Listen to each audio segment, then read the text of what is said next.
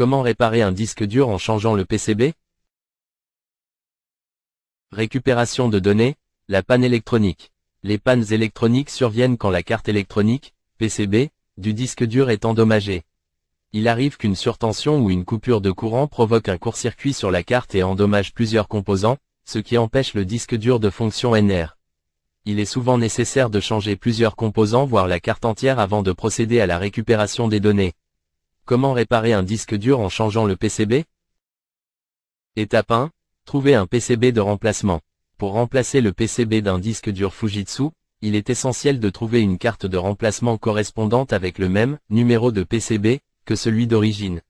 Les numéros de PCB Fujitsu commencent par CA.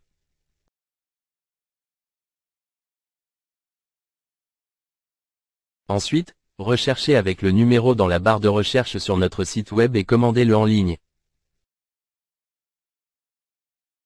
Étape 2. Transférez la puce BIOS. Vous allez avoir besoin d'un poste A comme le 858D.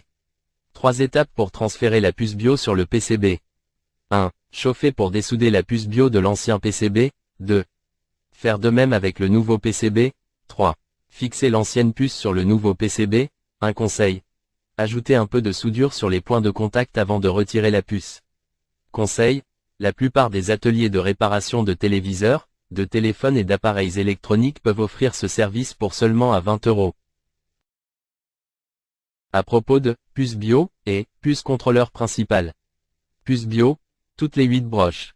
4 broches de chaque côté, avec 25P05VP, 25P10VP, 25F512, 25F1024, 25F1024AN, SST25VF512, SST25VF010, etc.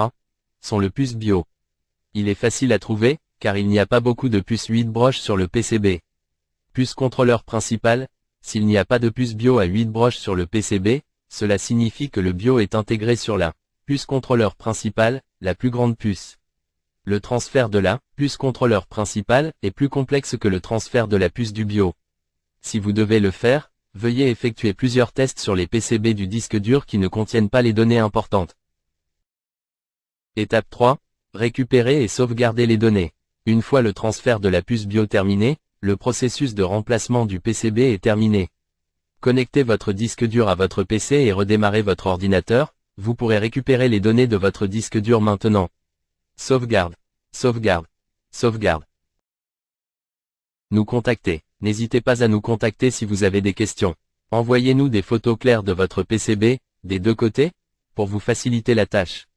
Email avec pièce jointe.